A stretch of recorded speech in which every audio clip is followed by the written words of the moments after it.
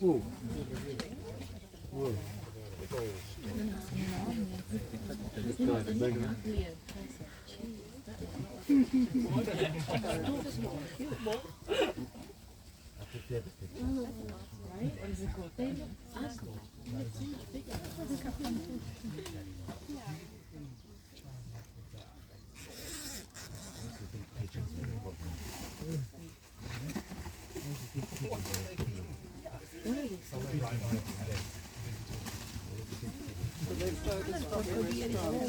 È forte ieri sera, che mi dicevi che è proprio forte di ieri.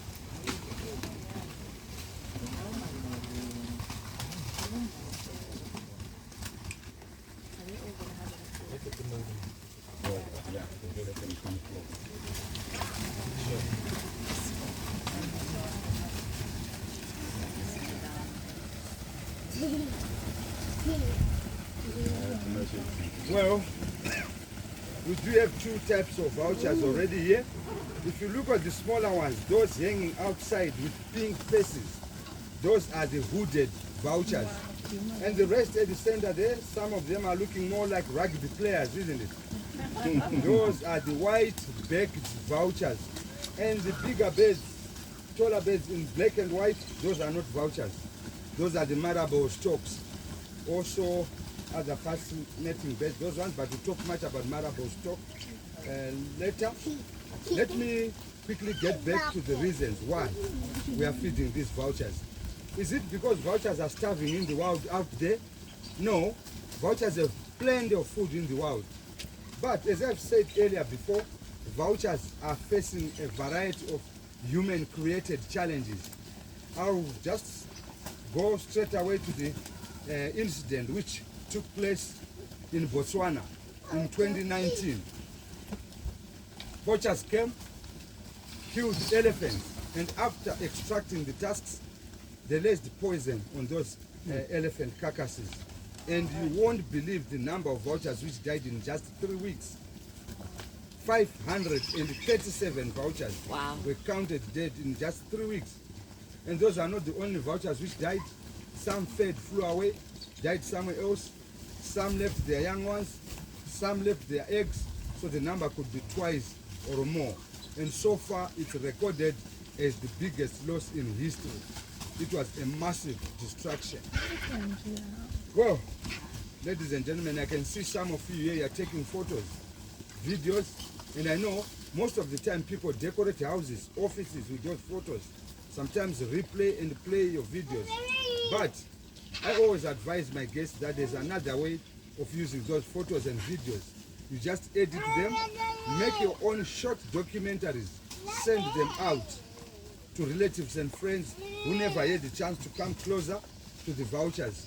And by doing that, surely you would have helped us very, very much in this voucher awareness campaign, so that we always have vouchers for the future generations, for the good of the ecosystem, as well as to teach or educate one another to live in harmony with nature.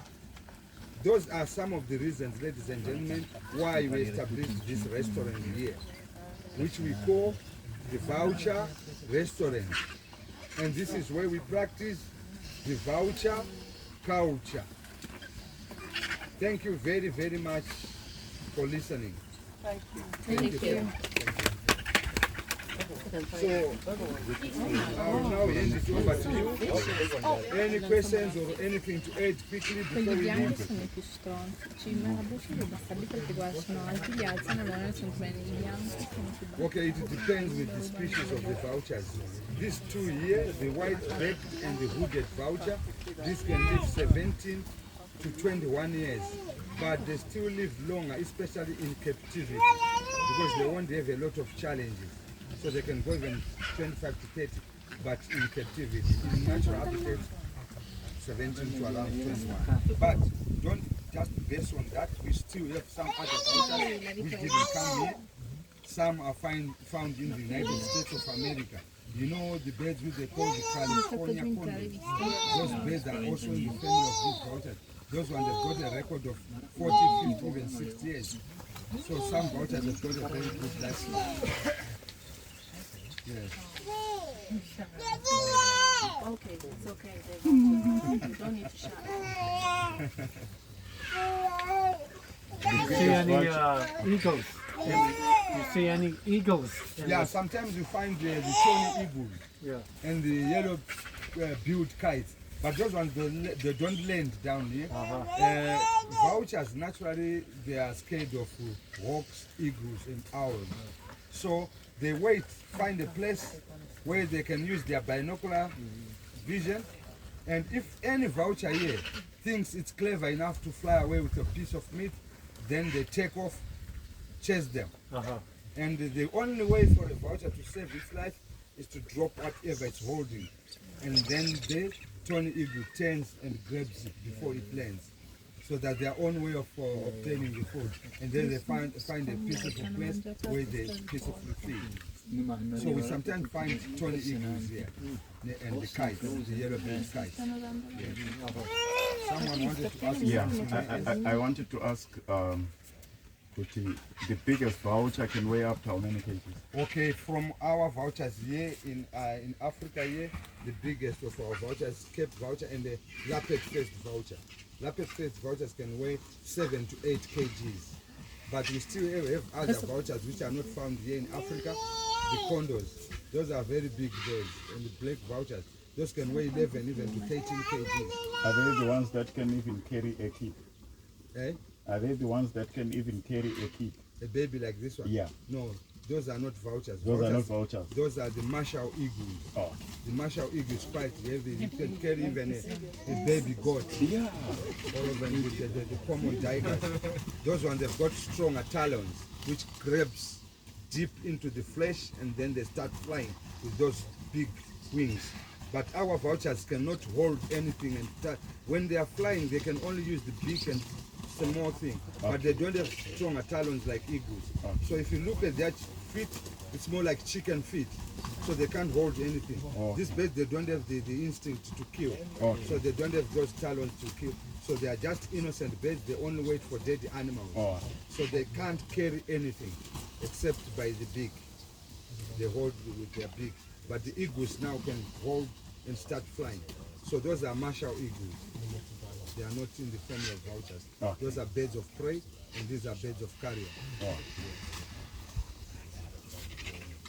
Any other question? No more questions? They do, but not like the white storks.